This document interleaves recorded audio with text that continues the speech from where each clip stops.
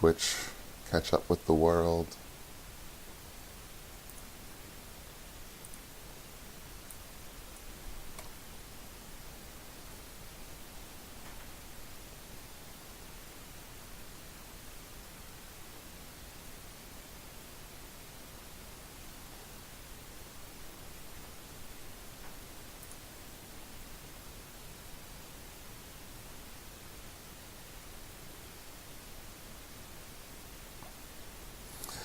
I think Twitch should know that I'm streaming and not show me ads.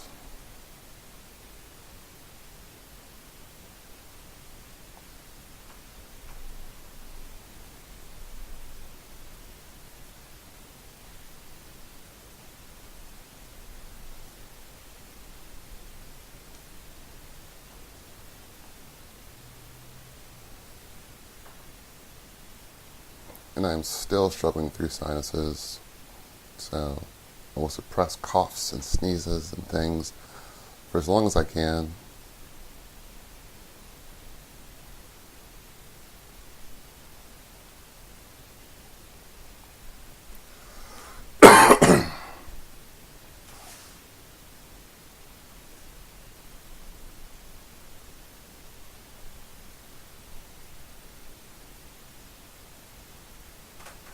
Okay, so we're going to continue on with refactoring the MUDZ game that we're writing. I went ahead and, if you go to GitHub, made a repository and committed the code there, and to also do my best to keep the README pretty tidy. So our first milestone would be the factory pattern, which is the code kata we did all last week. And once we're done making all the things, or at least getting some good practice in with that factory pattern in the game, go ahead and link that commit here in the README, so that in the future, if I or anybody else wanted to come back through and see the game at those various lockstep stages, they'd be able to.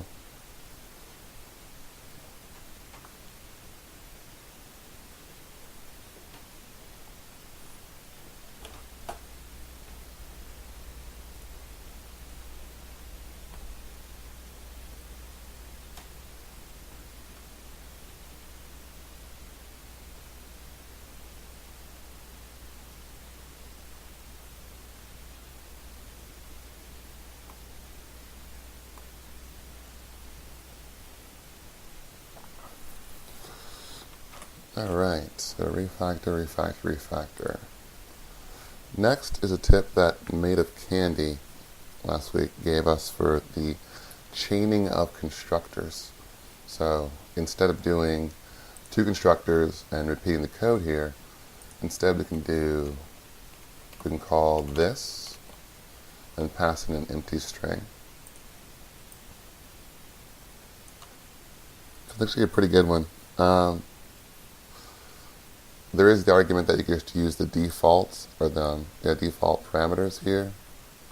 But the difference between doing this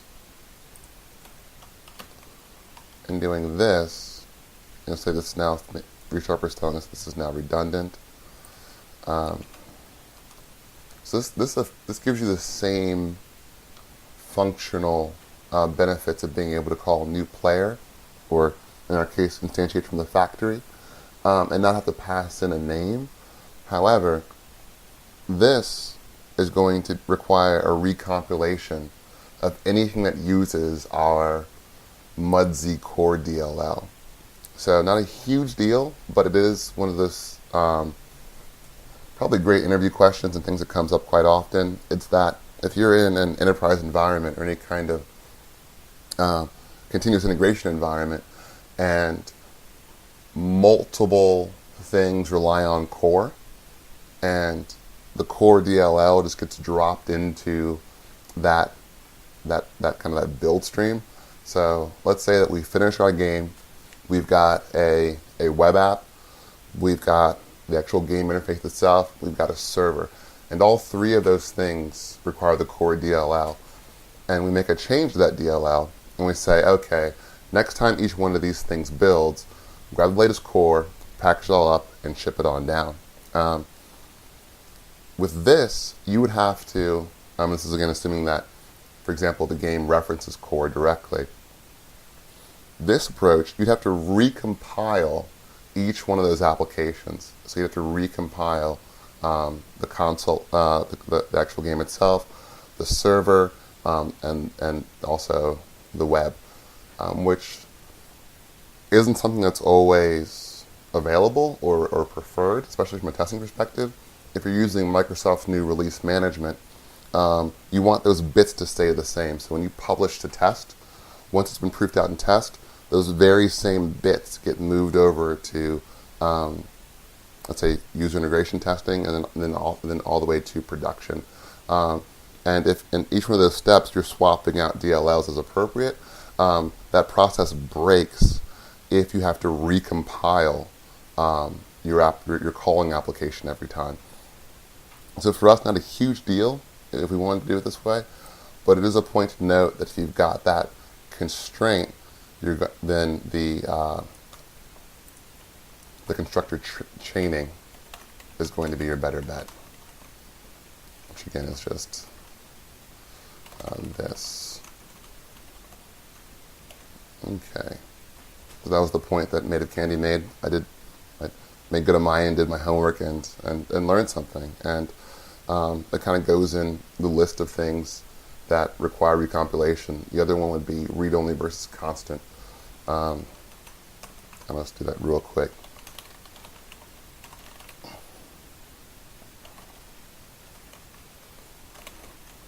If I had this constant property and I said this will never ever change, it's the same thing as the default parameter, where if it does change in this core DLL, because I'm using constant, anything that references it also has to recompile, as opposed to read-only gives me a lot of the same benefits, but I don't have to recompile.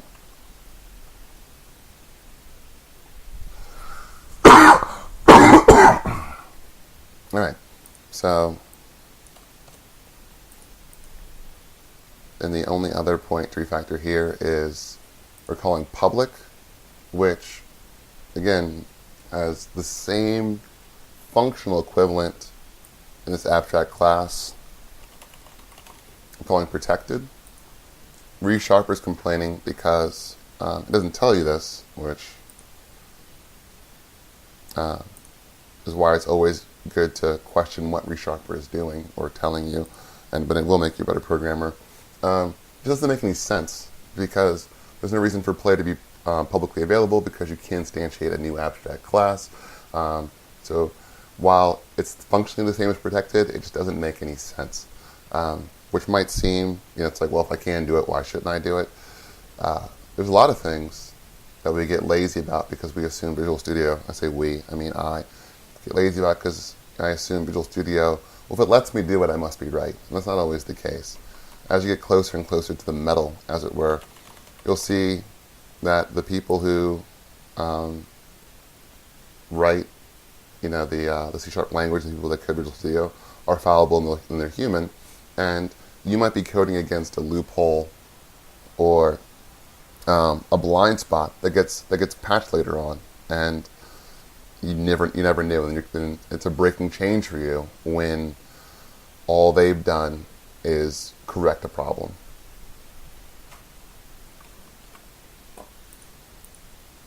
All right, so the two things we refactored inside of our player class was we said we're going to use this constructor chaining to reduce some duplication of code.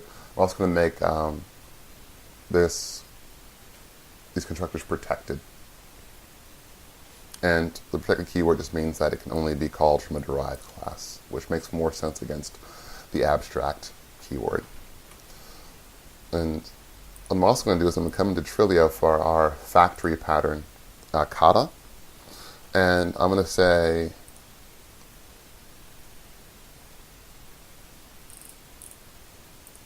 make a note, which it doesn't, okay, make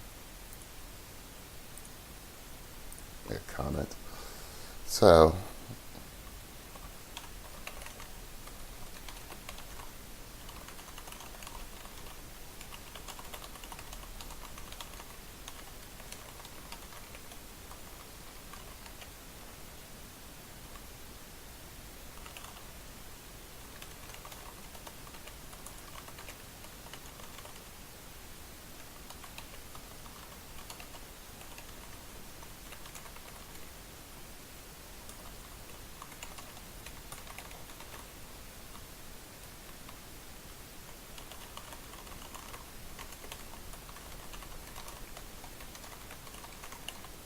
okay. So hopefully when we come back through, if we're diligent enough to read our notes, we can start refining this kata, start working it in, and have something else that gets sharpened every time we run through it. Okay, let's come back over to base game object.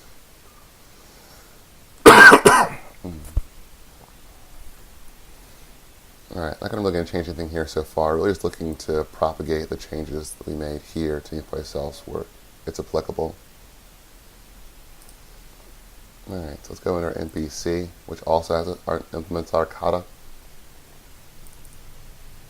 And let's go ahead and let resharper, make that protected, save us some keystrokes. And then let's go ahead and implement the same constructor chaining here and pass in the string, clean that up. And we did our research, so we can remove that to do. Okay, did another to do here, which was to mark these abstract, because right now they're just public and void, and we definitely want them to be implemented by the calling with abstract void.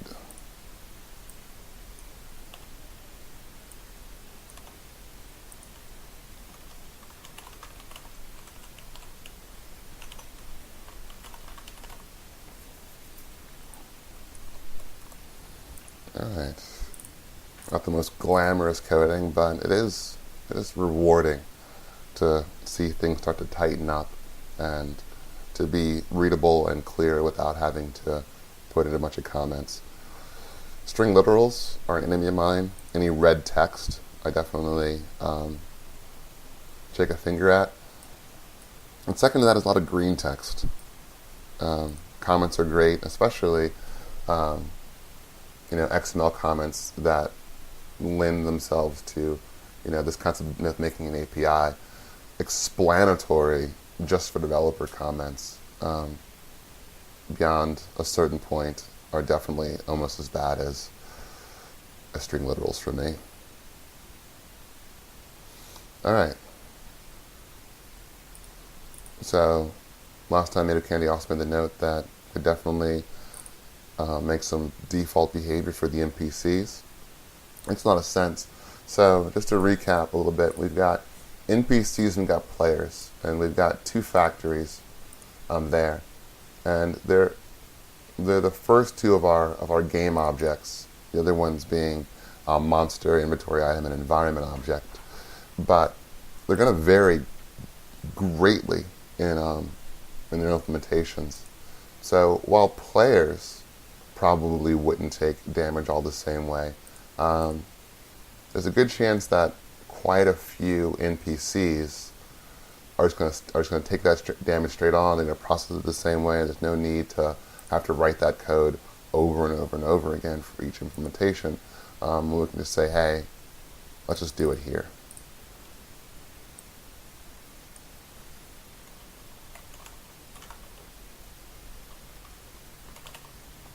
So hit points equal hit points minus damage.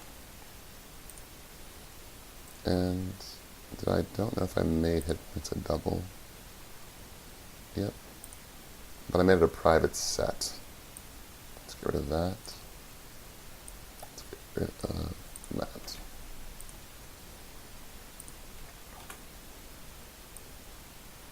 And heal is going to equal to hit points equals hit points plus health.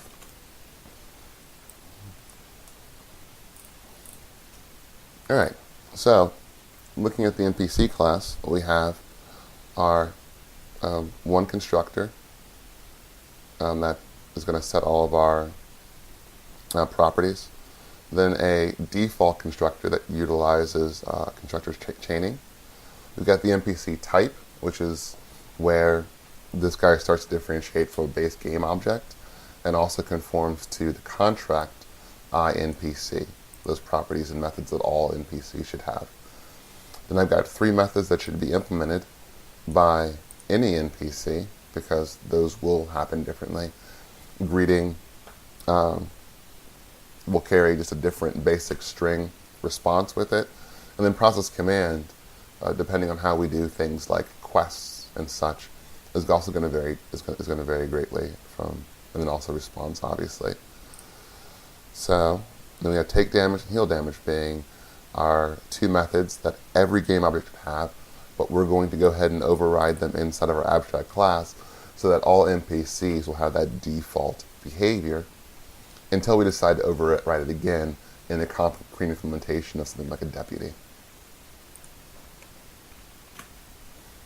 All right. So I'm going to go ahead and, let's say, close all but this. All right, so a little more refactoring, just things as I remember them or as I see them. If I do my player factory, and I said Gary is going to be a politician. And so I type Gary dot, and IntelliSense tells me that Gary can attack, heal, move, negotiate, has a player type, and he can repair. What I don't see here is the game object type, which I should, because every player is derived from the game object, so I should be able to see everything that's inside of base game object. So let's go ahead and run back over to the player, which looks fine, the iPlayer anyway. And so what we notice is that while our player conforms to iPlayer, iPlayer doesn't have a contract with the iBase game object. So in our factory, we're returning a type of iPlayer. So we're telling the compiler, we're telling .NET that this result should only have what's available within this contract, and don't make reference to anything else. Just assume it's not there, which can be good if you want to hide things but still have them be part of the object. However, what we want to do is we want to make sure that iGameObject and iPlayer share these things. Oops. So what we're going to say is that the iPlayer contract inherits from the iGameObject. So this is really the only place right now in our game where we're different from the kata, is we're kind of deep diving into a lot of object-oriented code and best practices and inheritance. So what we said here is we want whatever eventually implements iPlayer to also implement iGameObject properties and methods. But we're going to differentiate from or extend the properties of iGameObject here with player type, repair, attack, heal, negotiate, and move.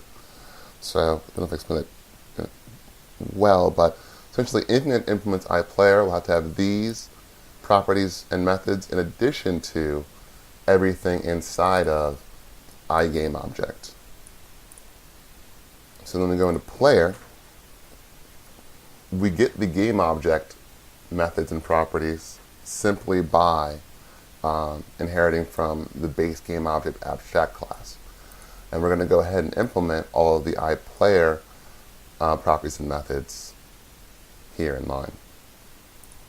So now when I save all this, I come back over to program, and I hit dot again. Well, now I do have not only the game object type, but I've got dexterity, I've got hit points, I can tell whether Gary's destructible, probably true. And so yeah, I have access to everything that I would if he was just a game object, in addition to all the things because he's a player.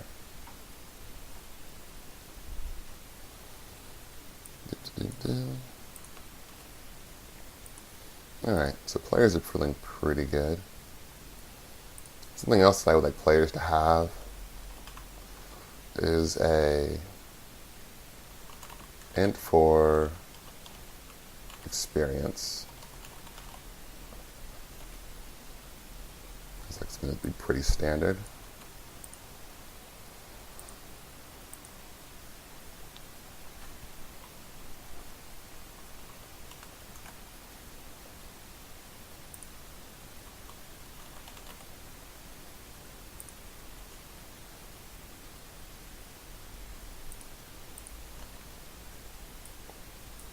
Alright, let's keep poking around and see if we see anything that is weird, strange, needless.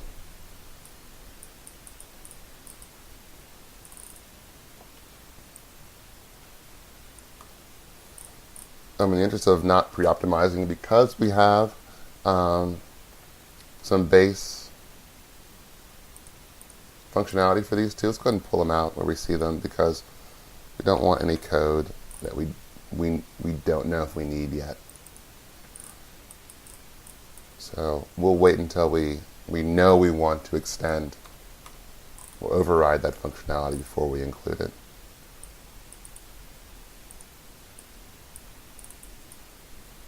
Oh, I'm sorry. No, we can't, because we made the choice that we knew we wanted to always do it. And so we didn't add that base functionality to player, just to NPC. Alright, that looks good. Arguing with ourselves, well, that's a good sign. What did past me decide with the architecture? And are they smarter than current me or future me? Sometimes yes, sometimes no.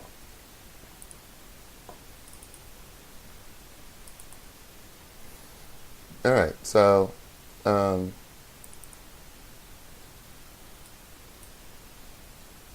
don't we also just to see how this might work, let's go ahead and say that all NPCs will also have a base hit points of 100.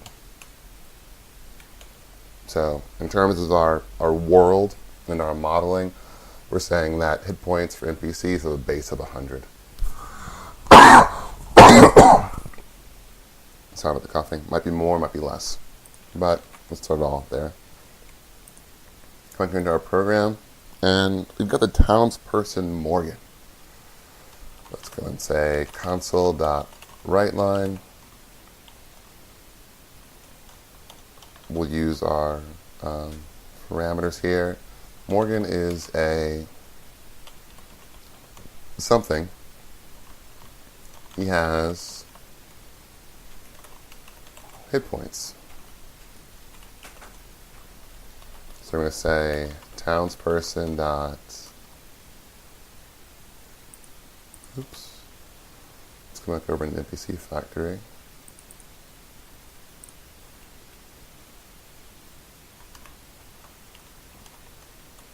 Let's go into the same thing here, where all NPCs, same thing to the player, to get access to things like name. Let's go ahead and say that, hey, all NPCs are going to have the same properties as any other game object.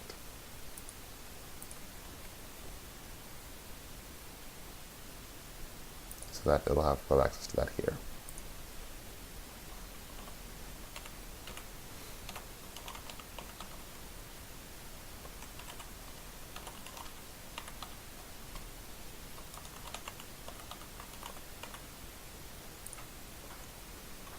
Alright, so we're just going to do a quick little test of our modeling so far. I'm going to say that blank is a blank, and he has, or she, has a certain number of hit points.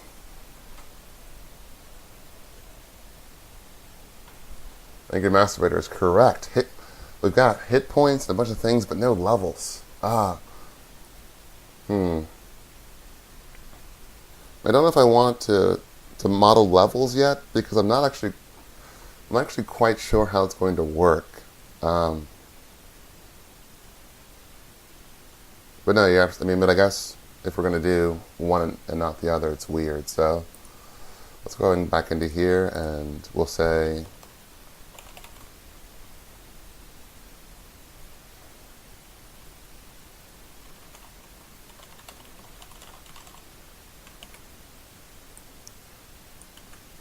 add that to iPlayer.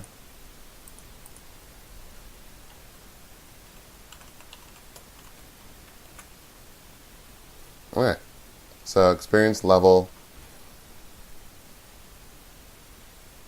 and really, yeah, as we think of them, as they come up, let's go and just throw them in there. All the fun stuff that players should have. It's really kind of, I don't even know what, but to see these things in something you're writing, it's just neat. Okay, so will this build? Nope. Because inside of our townsperson, we did not implement our new abstract methods. We're going to let ReSharper do the heavy lifting here, because we're lazy.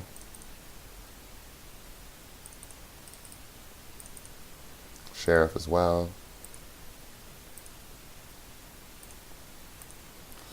Let's go and clear up some errors. Shopkeeper.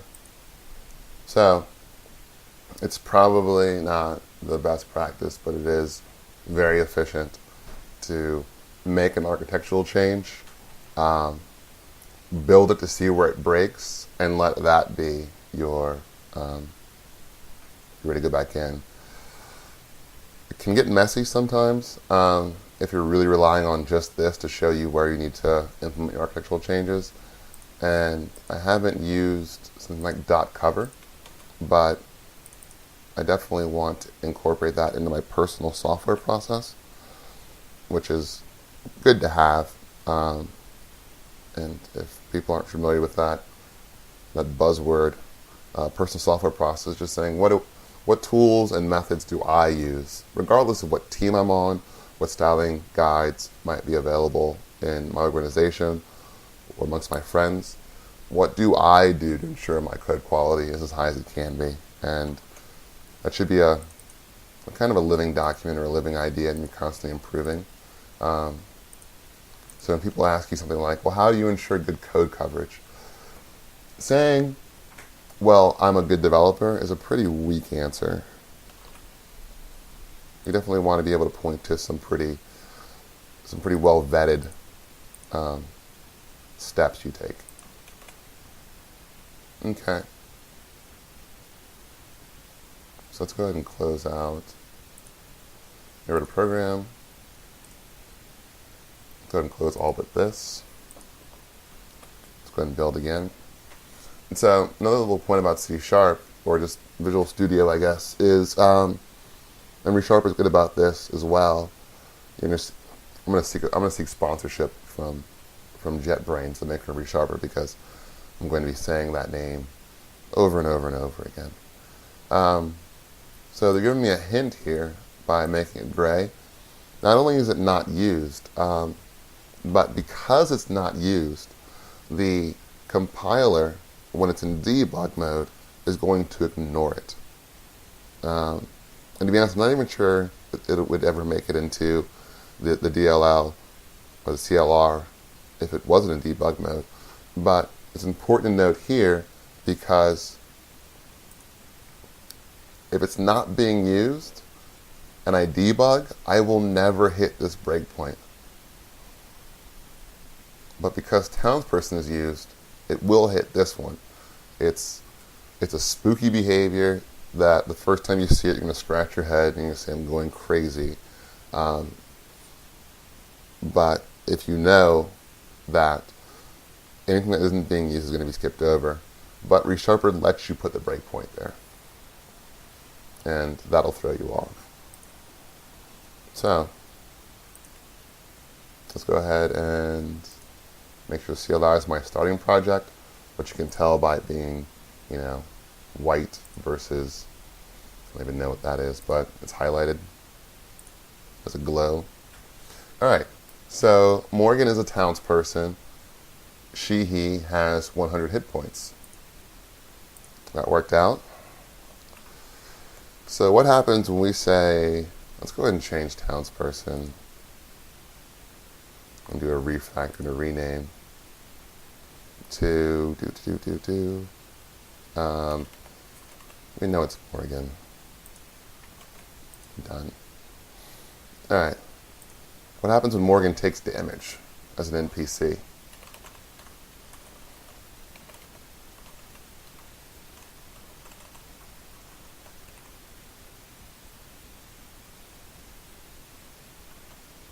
Well, we have hit points, but we definitely have access to the things we want. Let's go back.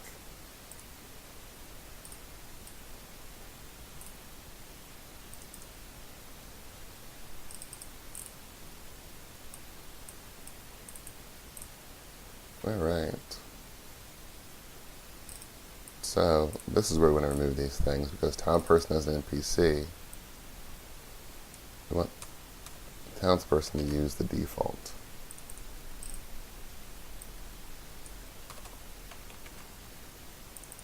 Let's go ahead and refactor these guys out.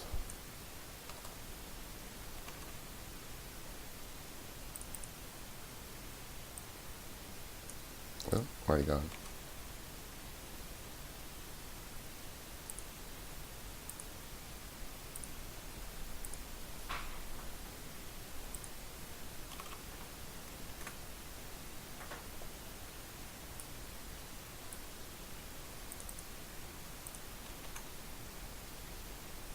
All right.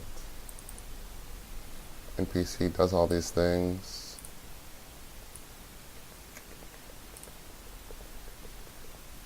You have take damage.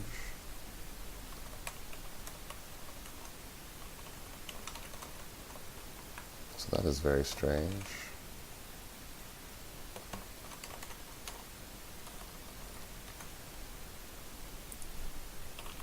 Let's do some sanity checks. Right, it's not a part of this, but it is part of iGameObject, so we'd expect to see it. Oh, there we go. So iGameObject does not have those methods, but base GameObject does. So let's go ahead and pull these guys out, not out, but let's go ahead and copy them. Come back into iGameObject, and then in an interface, we don't have any kind of access or constraints we can place on. So let's get rid of those. All right. So now we've said any game object must have take damage and heal.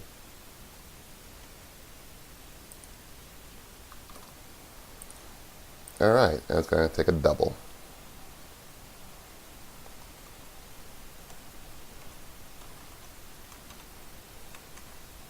Alright, so then let's go ahead and take this same line and do this. We'll say console.writeLine, just to make things kind of game feely. And there's a method of this madness I'll talk about in a second. Let's say double DMG is equal to 13. Take damage, DMG.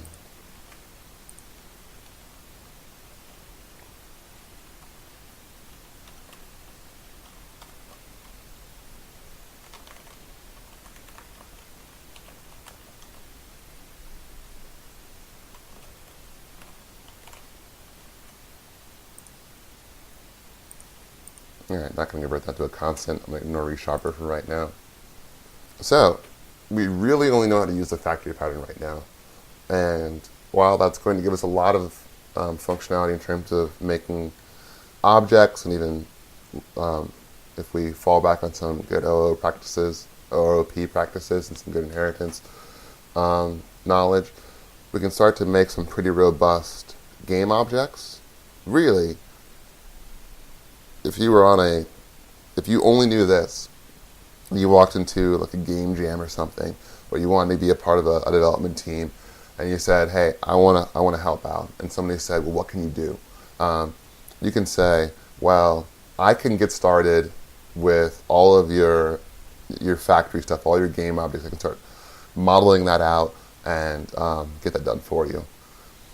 It's going to be a good exercise for you if you don't know anything, and the people in the game jam are going to love you because it can be tedious, and if you've got, a game with 36 objects, or three different types of game like 36 types of game objects, and you have to factory pattern all these out, you're probably going to stay pretty busy. But that's your ticket to ride right there. If you only know this, you could broker your way onto a team.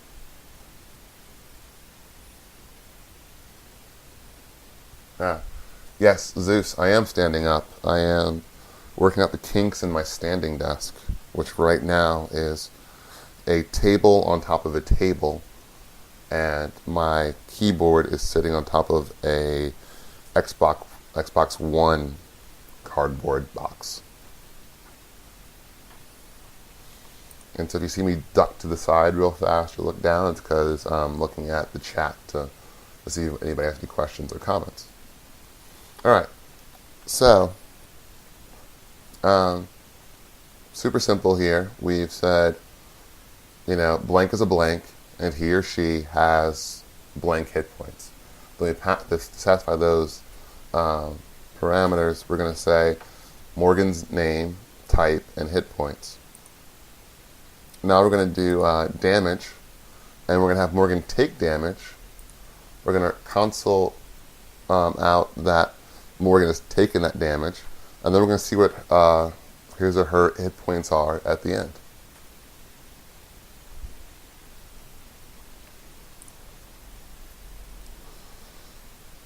Okay. So I did not pass in Morgan as a name. Shame on me. So I threw an exception.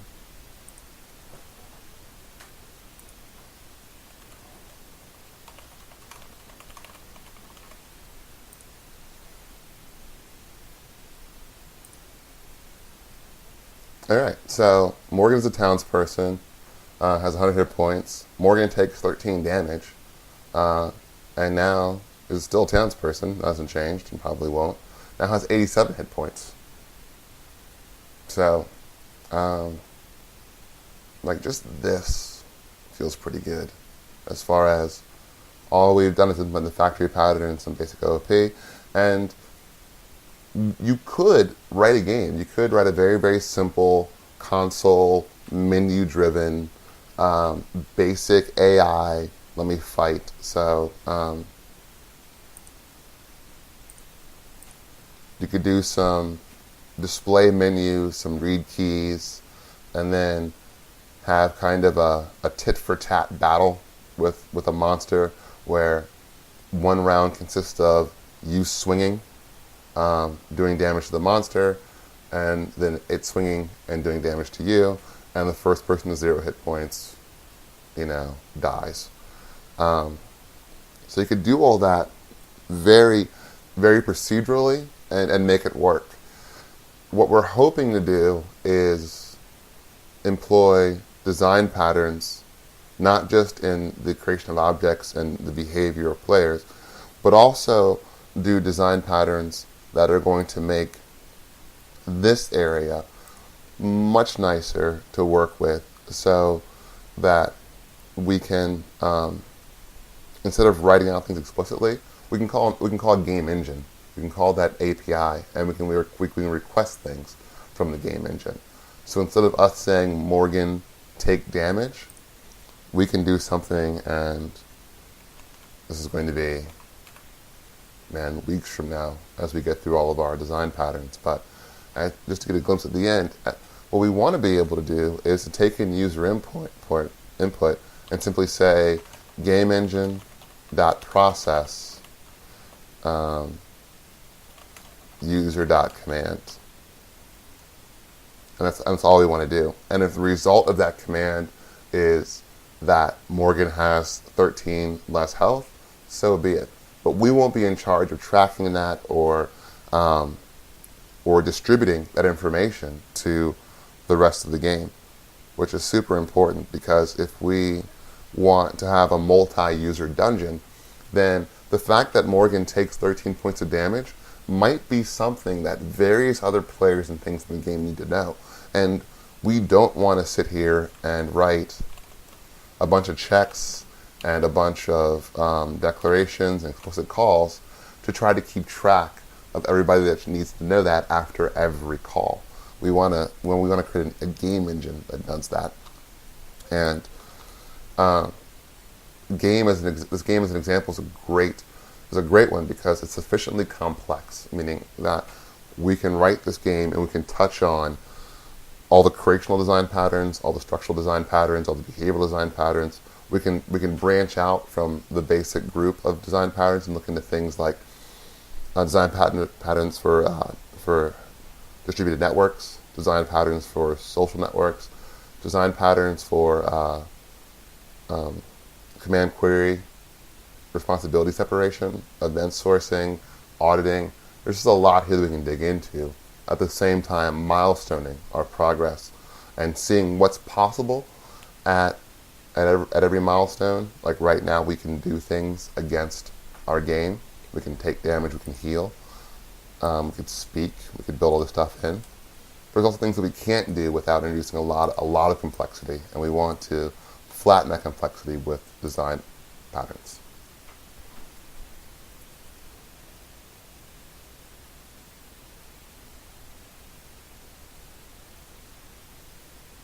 Right, sure.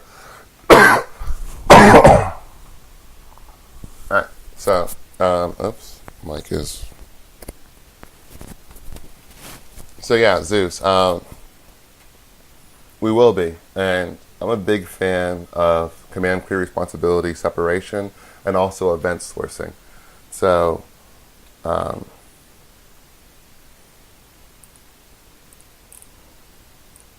just like the factory pattern, it's something that you should be able to write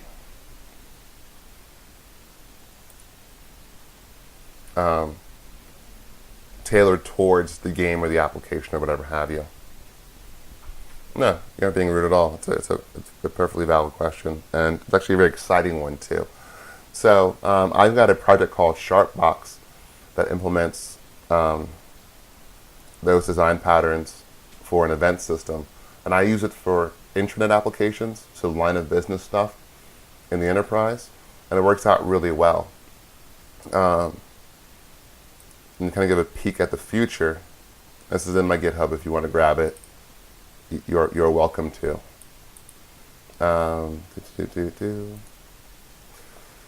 So, and if you're a beginner out there, or feel free to kind of tune out for a second. Don't take anything that you see here too seriously, because we'll get to it in time. All right. So if you go to the console project, it demonstrates talking to this API, right? And so as an example, I do dispatch, process, a type, a command, a message, parameters, and so I'm able to, and then this dispatcher will then call the appropriate command. It'll then broadcast the result of that method to any listeners. So it's also a pub sub. It'll then audit, or an audit record, so that you can see in order the events as they come in. And this is going to be really critical in the game. For example, when you go to debug, when you've got all of these race conditions, they're going to come in from different users, and when you're debugging that everything happened in the right order, things like this are going to be absolutely critical. All right. So to answer your question in the most long-winded way possible, yes, the event sourcing, command patterns, all that good stuff, command query responsibility separation, we're going to cover all those things in the making of the game. We're just going to try to build up to them with the basic patterns first.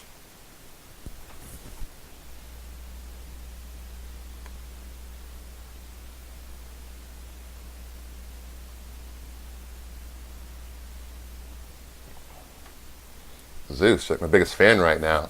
Yeah.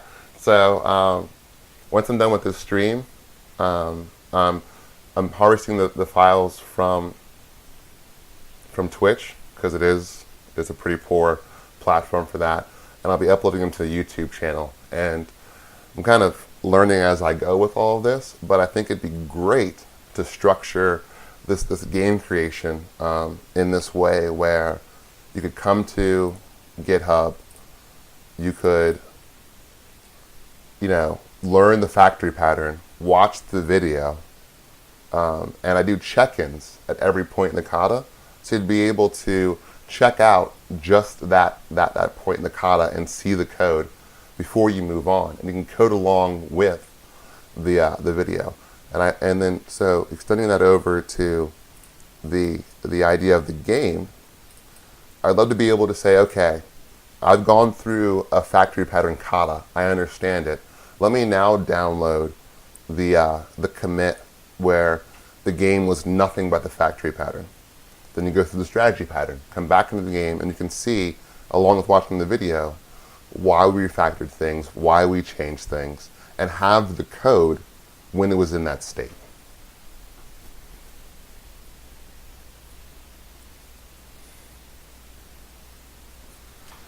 Either that, you're a fan. Why the tears? Why the tears? Not your fan. So yeah, so I agree. I think it'd be super helpful, and I think that if it's done this way, it'll allow people to run through at their own pace, rerun through, use the katas, and you'll see down here, after decorator, I've got that command clear responsibility separation. I've got that event sourcing, and by the time we get through these four, this one should seem less daunting. Right now, if you look at the code, you're like, man, there's a lot going on here. But it really just is a lot of these principles being reused. Okay.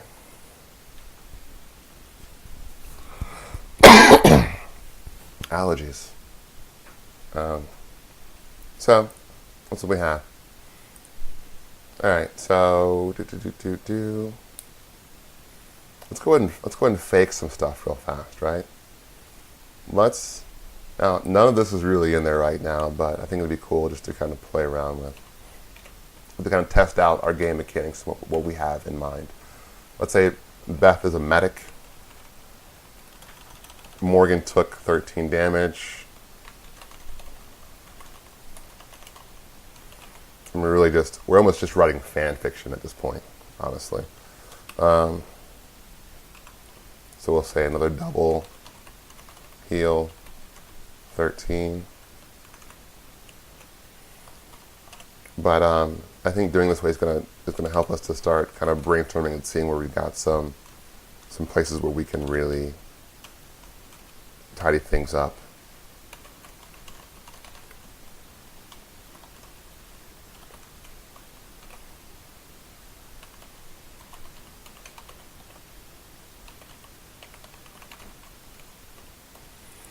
So, what I'll probably be doing is I'll be writing out, maybe not on camera, but I want to show you guys what I'm kind of be doing off camera, is writing out how I want the interactions to work, and then thinking about what kind of implementation it's going to take to bring that to life. So I think this is where the game stuff gets really fun, and because none of this has been written yet, really, if anybody wants to contribute ideas, yeah, I'm open to it.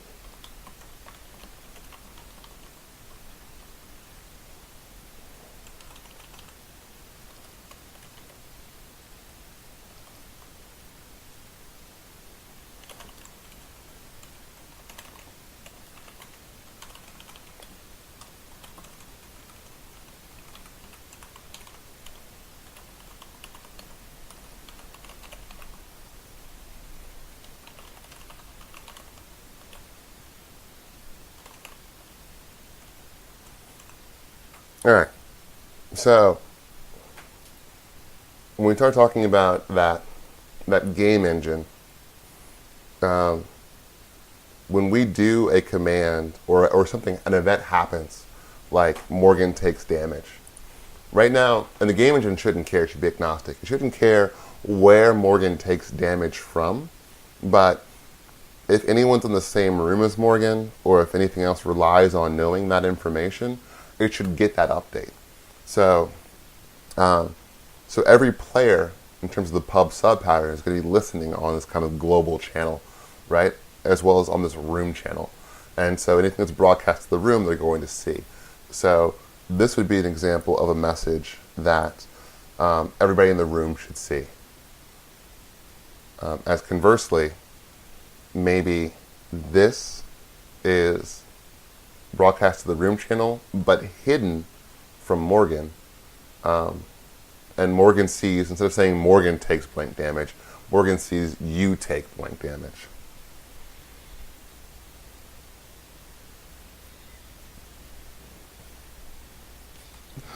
Oh, my goodness. If that your fan is my biggest fan, then I apologize. But I gotta see it. Can't just take it on faith. All right, so let's go ahead and do.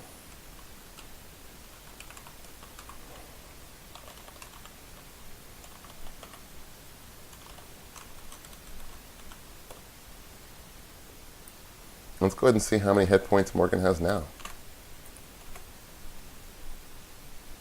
And just so we can kind of see a flow, let's go ahead and throw in some read keys.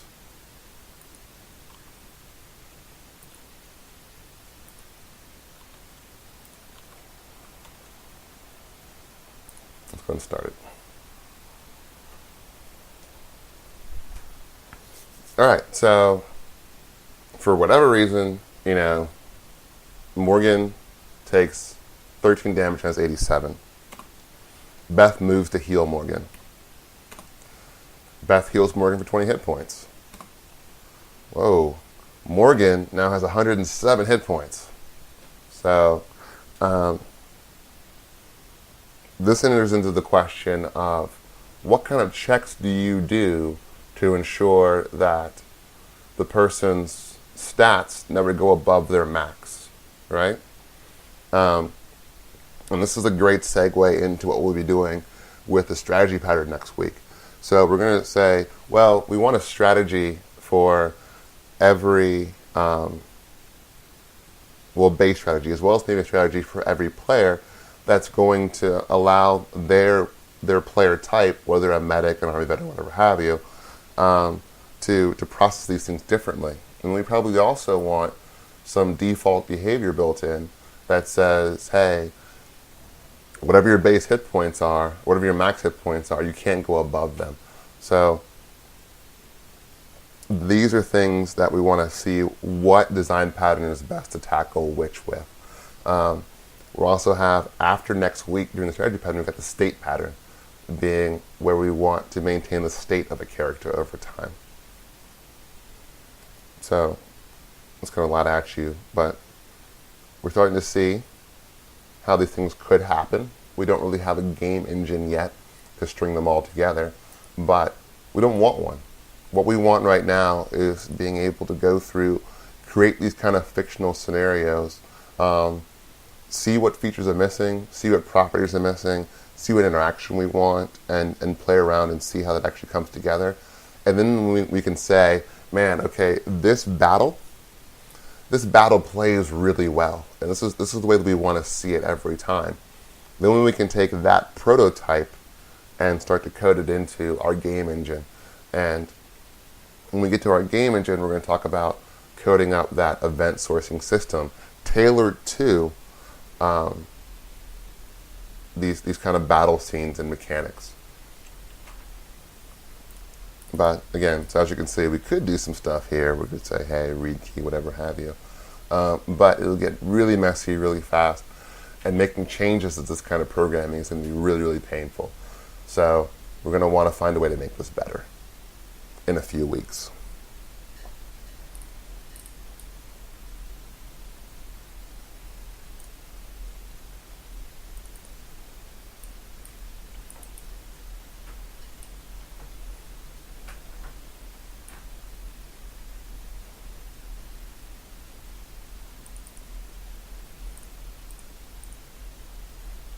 one of the things we will do,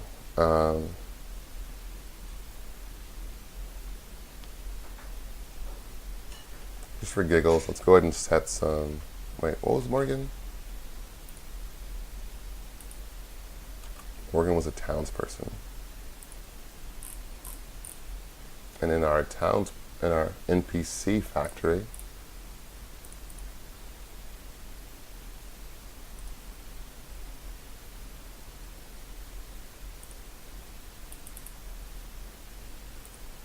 okay, looks good.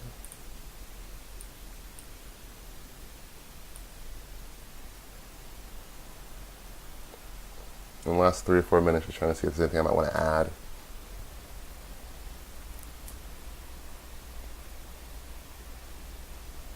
Ah, Angry Masturbator. That actually feels pretty good. I like that.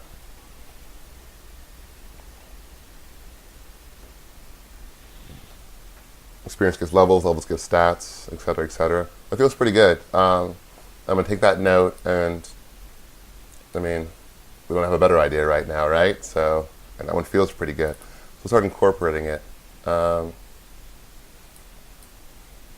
And we're going to do that with strategy patterns. So I don't want to jump the gun quite yet, because we could really spend, and we will next week, spend a lot of time looking at the power of the strategy pattern and how to implement stats and how to implement statuses.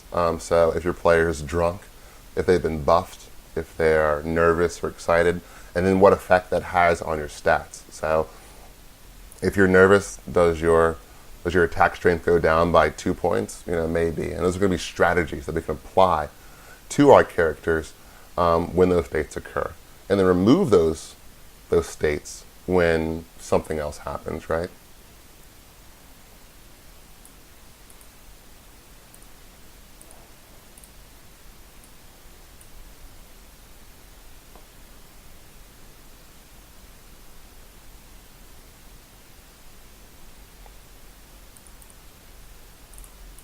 All right, so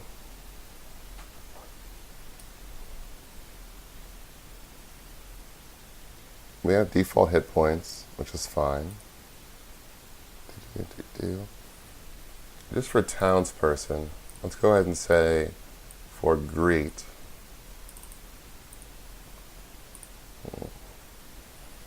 let's go ahead and change this. One last refactor with the 2 minutes we have left. And let's make greet and respond. Let's go back to our NPC. Well, close that. Close that. Let's go ahead and refactor this. Okay.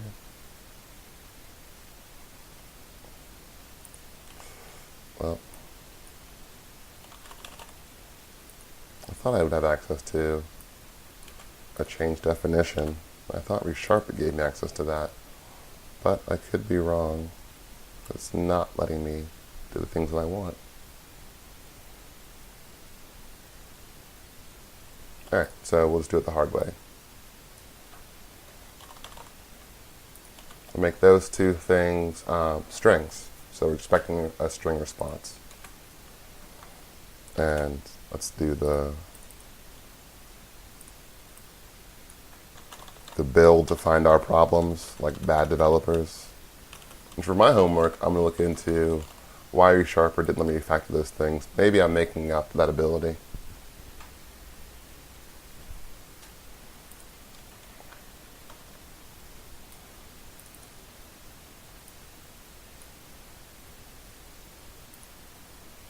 It does know.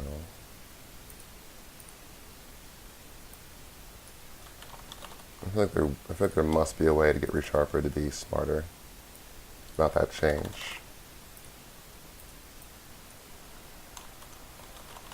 I could do a global find and replace for anything where void greet is found, replace it with string greet, and the same thing for respond. I'll tell you why I don't do that all the time. I just get into bigger projects, and you'd be surprised how often naming conventions get reused and you change things you don't want to. And going through that cognitive process of evaluating all the finds, maybe not even as effective as just finding out where it breaks. So I'll try to outgrow that bad behavior, but I'll look for a better way to do it, I'll say. Okay, let's go into townsperson. And when they greet, I want it to return hello.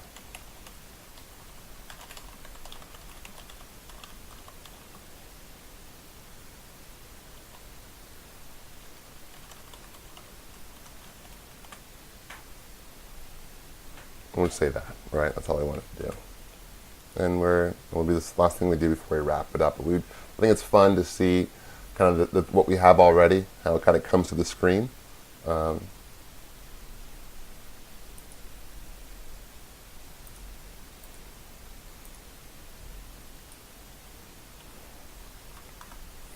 Oh, which brings up a great thing we'd probably want all things to do. Hold on, I'll do this first.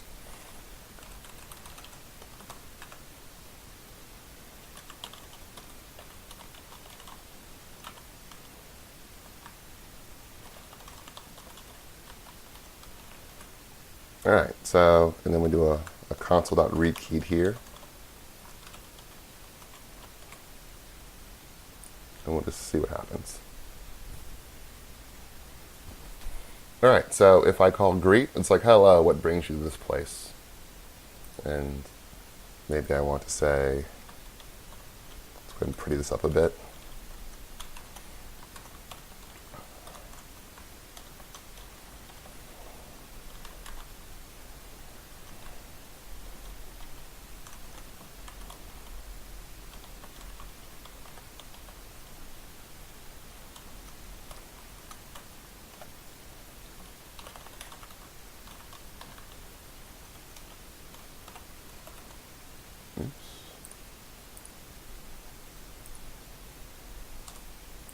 All right. So what we've done the same kind of string format where we say blank says blank. We've escaped the quotes, so we can put his greeting in quotes or her greeting. We don't know the gender of Morgan. Morgan's an enigma. So we say Morgan says hello. What brings you to this place? Super simple. The other good takeaway from these formatted strings is, if you look at the Sharpbox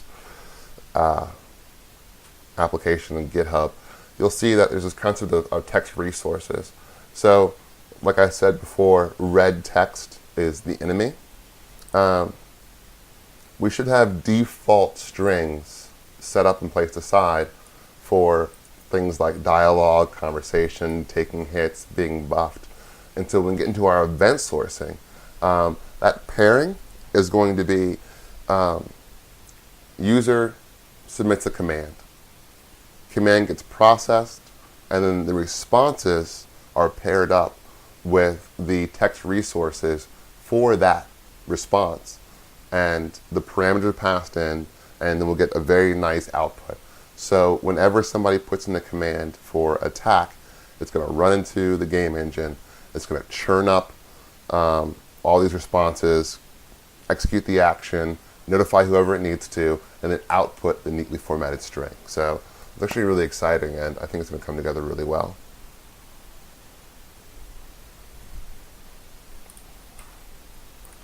All right.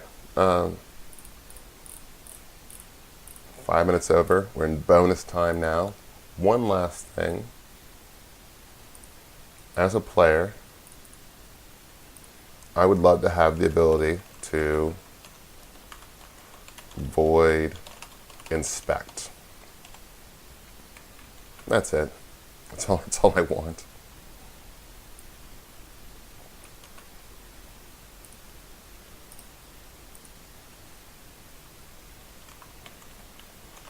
And for this one,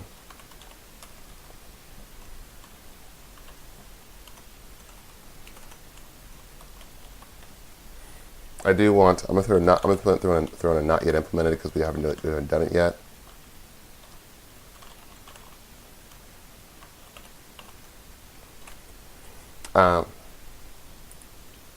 Seems like a pretty basic game mechanic there that players should be able to inspect items, be able to inspect game objects. And this also lends itself back to the idea of having this base game object be the thing that every object in the game derives from, so that for basic things like inspect, they can all be processed the same way, and that code reuse really becomes a strong part of our architecture. And we're doing the not implemented exception here, and you can see that practice kind of bearing fruit where townsperson has defined greet, but nothing else, and nobody else does either. So if we called, if we asked the deputy to greet, it would throw an exception of not yet implemented, and that's the behavior we want right now. All right, so that's it. I'm going to go ahead and check this in.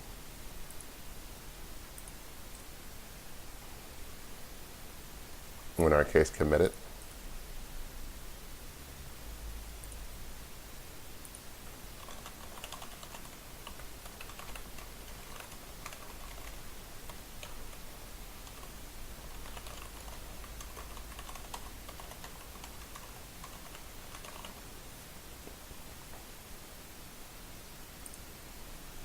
And I'll sync it.